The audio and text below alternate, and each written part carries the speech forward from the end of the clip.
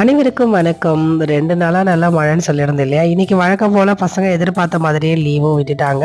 செம்ம ஜாலியா ஆயிட்டாங்க பசங்க. நான் சொன்ன மாதிரி இன்னைக்குன்னு காலங்காத்தால எழுந்துட்டாங்க. இந்த மழைக்கு ஏத்த மாதிரி ஒரு இஞ்சி டீ நல்லா சூப்பரா இருந்துச்சு. இத குடிச்சு முடிச்சுட்டு டிஃபன் செய்ய ஆரம்பிச்சுட்டேன். லீவா இருந்தாலும், ஸ்கூலா இருந்தாலும் அடுப்பங்கரையே நமக்கு பார்த்தீங்கன்னா, முழு நேர டியூட்டி மாதிரி ஆயிடுச்சு. காலை டிஃபனுக்கு தோசை தான் செஞ்சிருந்தேன். கூடவே கருவேப்பிலை நெறைய இருந்ததுனால கருவேப்பிலை சட்னி அரைச்சுட்டேன். எப்பயுமே புதன்கிழமை அப்படின்னா மீன் குழம்பு வைக்கிறது வழக்கம். இப்ப போய் நம்ம மீன் தேட முடியுமா? அதுவும் இந்த மழையில கேட்டாலே உதைக்க வந்துருவாங்க. சரி நம்ம கிட்ட இருக்கிறதே இருக்கு கருவாடு, அதை வச்சு சூப்பரா கருவாட்டு குழம்பு வச்சிடலான்னு. அது இல்லாம 2 நாளா ரொம்ப சளி வேற பிடிச்சிக்கிச்சு. இந்த மாதிரி காரசாரமான கருவாட்டு குழம்பு சாப்பிடும்போது சூப்பரா இருக்கும். மழைக்கு ரொம்ப இதமாவும் இருக்கும். சரி அதையே செஞ்சிடலான்னு கார மீன் கருவாடு கருவாட்டை தலையும் வாழையும் கட் பண்ணிட்டு சூடான தண்ணியில 10 நிமிஷம் ஊற வச்சு எப்பொழுதும் மீன் குழம்பு வைக்கிற மாதிரியே தான் இதுக்கு பதிலாக கருவாடு கொஞ்சம் வாழைக்காவும் சேர்த்து செஞ்சா செம்ம சூப்பரா இருக்கும். நல்லா சுட சுட ஆவி பறக்க இந்த சாதத்துல கருவாட்டு குழம்பு, முட்டை, நல்லா முருங்கைக்கீரை பொரியல் வச்சு பசஞ்சு சாப்பிட எத்தனை பேருக்கு பிடிக்கும்னு கமெண்ட்